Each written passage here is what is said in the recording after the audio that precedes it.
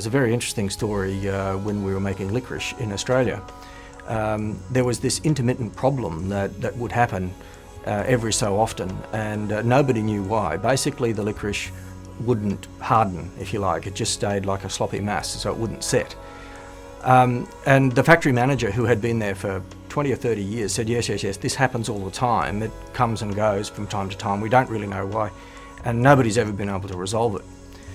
But about 15 years ago, there was a new young scientist who came in and said, well, it's got to be able to be explained. And basically they did some research, and what they found was that the sugar industry use an enzyme called an alpha amylase, which is heat stable, and they use that in the sugar cane to extract more sugar out of the cane in the early part of the season, because so the starch to sugar ratio is still quite high at that stage. So to get more sugar, they use the alpha amylase to break down the starch. They get more sugar back.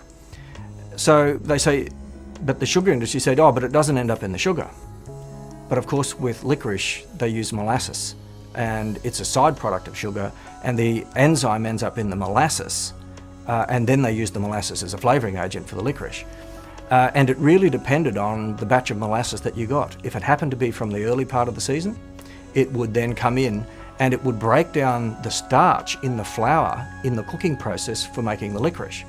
So the young scientist resolved the problem, and everyone was really happy, and it went away, and they documented new procedures to say you must test the molasses for this enzyme, and if it's not got the enzyme, then you can actually go ahead and use it.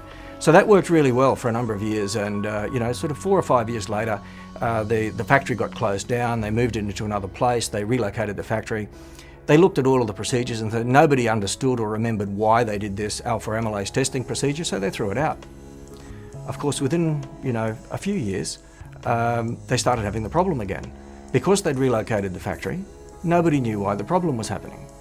So this went on for several months, where they were sort of really having a lot of trouble making the licorice.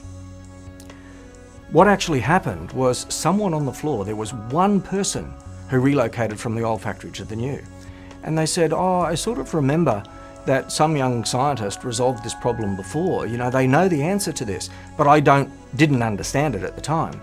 So we started pumping the network. We went around, and what had happened is the young scientists were still in the business, but they'd been transferred to another country. They were doing a different role, but eventually the network found the young scientist.